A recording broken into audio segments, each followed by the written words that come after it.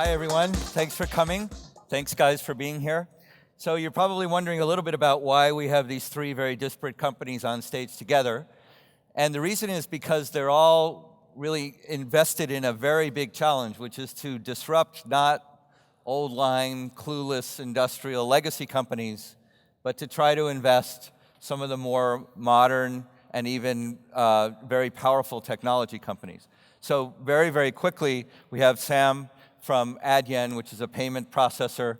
We have Ben from DigitalOcean, which is a cloud services and storage provider. And we have Baiju, who is a stock trading platform app provider. And so I want to pursue this idea of the challenges and the tactics of undermining some of the very, very big players. I'm going to start with you, Ben, and then we're just going to have a conversation. But you're going up against none other than AWS. 800-pound gorilla. Yeah, right, the 800-pound gorilla. So how does that work? Yeah, I mean, the great thing about Amazon is they sell everything under the sun, and we know we're in the right business because AWS is their most profitable division.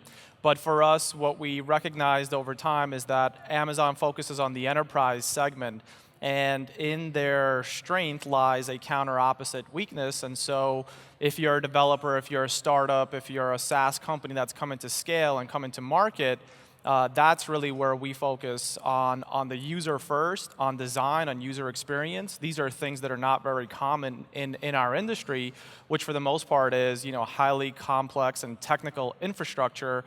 So our focus on the user differentiates us in this market, and hence 700,000 developers later that have deployed to our cloud, and Amazon only has a little bit over 1 million, means that we've built a great tool for the job. If you want to build your application instead of managing your servers, then DigitalOcean is a cloud infrastructure that you should run on top of. Sam, how do you go after the likes of Chase payment processing? Yeah, I think it's an interesting question. So I think for us, it's not saying, hey, here's a 5-year exclusive contract, we'll settle you the money each day and see you in 5 years' time. It's really, really focusing with the product people on the whole payments experience, and most importantly, focus on really optimizing large enterprise customers' revenue. So if you're Spotify or Netflix, how do we ensure always during that sign-up process that user signs up, and then at the end of each month, how do we make sure we stop the churn for those specific users? So I think it's really working closely with the customer and consulting to the customer, not just providing a SaaS platform per se. And Baiju, Fidelity, Charles Schwab, all these companies let me trade my stocks on my phone. You have an app with a little bit of a difference. How do you go after these guys? Yeah, I'd say the difference is pretty big. Quick question before I just kind of explain Robinhood here. Who here, show of hands, has heard of Robinhood or uses it? Okay. Cool. So that's bigger than you predicted 30% back. Yeah, that's good. Robinhood is an app. It's really nicely designed, lets you trade stocks. It's free. I think there's some similarities in the things that we do, and that the underlying thing that our products provide have actually been around for a long time. Being able to trade stocks, hosting websites, processing payments. And they're commodities, really. Yeah, they're commodities. Right. And we're kind of in this interesting point in time where we're, like you mentioned backstage, we're actually competing with companies that were really technology forward maybe 10 or so years ago. But today they seem kind of dated, and I think that just is actually what we're demonstrating through our companies, is finding that even in this short period of time, or 10 or 15 years, the market changes, and the way that technology companies that are new and really speak to consumers changes. So for us, it's mobile, making the ability to buy and sell a few shares of stocks here and there really easily accessible for younger people. But I think you've all touched slightly on something that's a very important point, especially for a lot of startup entrepreneurs like we have here, and that is that when you're going up against a very big player who has a lot of scale, one of the things you really have to focus on is the user experience as a differentiator, especially if you're not going to compete on price. Now, in some ways you are, but you guys, so when you build your company, what do you think about in terms of differentiating yourself on the user experience side? I think for us, we really focus on, if 100 payments come through our platform, 98 are successful. The competitors are 95, 96. If you're adding percentage points on large enterprise merchants' bottom line, it's huge, huge. It's millions in revenues they don't know they're losing every day. And I think the other thing we really focus on is building a merchant community. There's nothing more powerful than bringing a group of merchants together at a dinner or an event with kind of payments topics and have them sell our platform to each other. And I think, we really focus on, every merchant experience on our platform. But isn't that something Chase could do?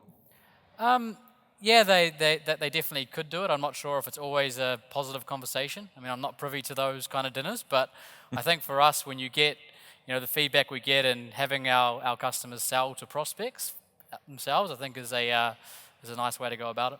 Yeah, community by Chase just doesn't have the same ring to it.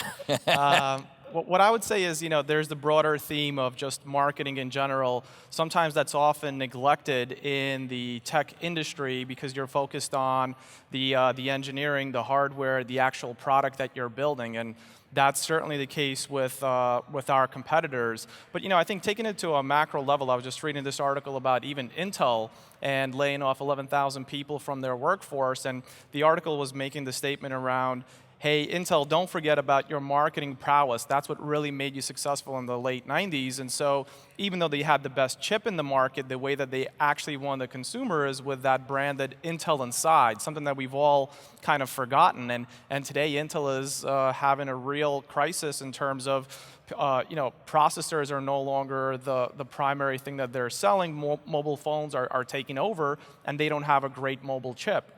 And so they need to really invest heavily into data centers and servers, but they also need to not forget about marketing. And I think that relates to when we were starting DigitalOcean, and we knew we had run businesses in the past. We knew the technical and the server infrastructure and all that. Those were not challenges that were new to us. But what we said is, okay, how do we actually market this? How do we position the product in the general market itself? And that's where we spent a lot of time really figuring out how to enter the market. And I think it really paid in dividends because of the organic growth that we were able to build on top of a user-focused cloud infrastructure provider. And we said, you know what, we'd use design to our advantage because our competitors are certainly not really paying as much attention to their user interfaces, to their APIs. And I think the same applies to any real startup. Is the other side of it is don't go for a market that's for an opportunity that's too wide. Actually focusing and limiting your scope does help. You'll always have time to increase and go wider, but starting off with that initial seed and making sure you plant it in the right place and you nurture it. So figuring out what is really unique about your market and your position is vital to success. Baiju, you are aggressively competing on price. Yes, by making your offering free. You're able to do that because you actually became a broker-dealer, correct? Correct. And explain the monetization strategy for you in a world of free, which is very rare. Yeah, so the way Robinhood operates is it's actually free. Oh, Yeah. It lets people trade stocks pretty much however much you want. There's no account minimums, and you can just buy and sell. The interesting thing there is that it's never actually cost any money to buy and sell stocks directly. There's a lot of auxiliary things that go into processing a transaction, but it's purely digital. And the thing that we actually observed, I think is kind of similar to you, is having run businesses in this space before, we knew that things like computerized trading had driven the price of the industry to a point where it didn't cost money to process a transaction.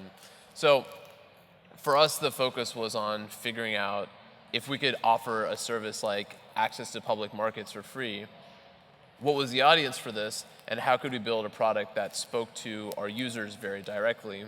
And one of the things that we found was that all of our competitors, the E-Trades, the Fidelities, and the Schwabs of the world, even though they have these big businesses with so many users, at some point along the way, they kind of lost their way, and they didn't actually listen to what their customers wanted in an honest way. There was just an idea that, oh, well, these are the things that they want, and so we'll continue to move down those paths without asking some hard questions. Well, if we did things differently here or there, what would that product look like? And that's where our opportunity came from. All of you, and I think this is another strategy that I've detected in common, is all of you are attacking the market at a lower sort of level of standing in the community. What I mean is, it's the difference between going at the CTO versus going at developers, employees, consumers, whatever. And that's a strategy that you see in companies like Dropbox versus Box and so on. Talk a little bit more about how you strategized there, and Adyen is largely B2B, but you're very much focused on the guys who actually use the stuff, right, in the company. Yeah, definitely. I think we call it the nose of the camel. So there's no point in going in to sell to a company and not asking, you need to ask them, what are your problems, right? And what we do is we help them with a problem to begin with. We build the relationship, take a long-term view. So we might do one market first, one part of their payments, and then over time we get more and more and more, and we really take a long-term view for that. And you build that relationship by solving problems for people. It's really, really important, I think. Yeah, on that problem-solving topic, we started off basing the entire interface on what would it take a user to come to our site and deploy a server in 55 seconds and get started, deploying their application and really going to market. And then it just started to actually grow from there. Once again, relating back to that constrained concept, how do you really figure out that one single persona, deliver a product that really speaks to that one user, and then you always have the opportunity to move upstream. So nowadays, we're really delivering scale-out production, infrastructure as a service, and the experience that you get as an individual has been able to evolve now towards customers that are using the API, that are running and managing thousands of droplets, which is our virtual server in the cloud. And you're able to really kind of go from that early adopter and start really attacking the mainstream. But it once again started really focusing on that individual. Also, I think in some ways you have a lot more people than you have companies or enterprises in the world. So we definitely wanted to focus on the millions of software developers worldwide than the few 100,000 businesses that are software defined. That was another selfish reason for doing it.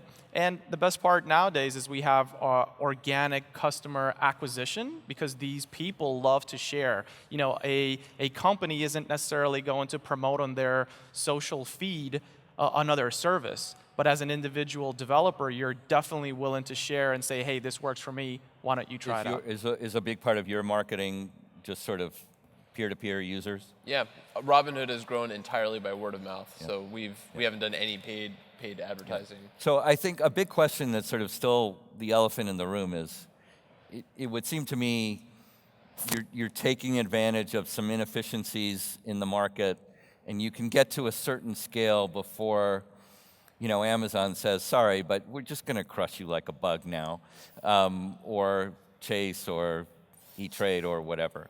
What sort of strategies do you think about in making sure that that doesn't happen and that you can continue to grow? I don't think that's something that at least Robinhood we think about at all, really. We focus on building products that our customers want. We are outgrowing our industry probably 10x at this point. We add something like more accounts every week than E-Trade adds in a whole quarter without spending any money on marketing. So I think that's something, at least for us, that's not really worth thinking about too much. Because it's kind of something similar that we were talking about backstage, is thinking too much about us relative to our competition. It's not a really healthy way for us to be making decisions about what we do, because one of the first things that comes to mind for those people, at least that use Robinhood, is that it doesn't do as many things as what a full service online brokerage does. Like, you can't trade exotic, like structured financial products. You can't trade options. And we don't have just a credit card that we throw into our product.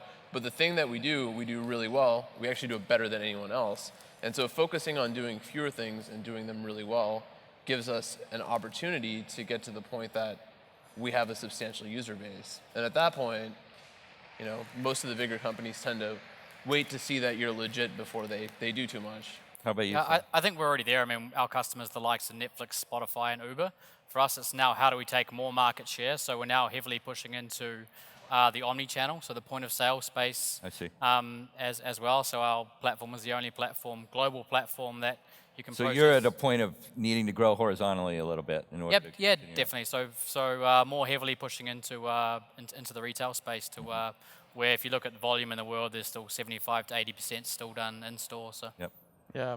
I know we've mentioned Amazon a lot. It's almost like they're on the panel. But Bezos did write this fantastic shareholder letter a couple of weeks ago and spoke about how they are extremely customer-centric rather than being competitor-centric. And I think that's extremely important to the point that you raised. But in our case, obviously we are very customer oriented, very developer friendly.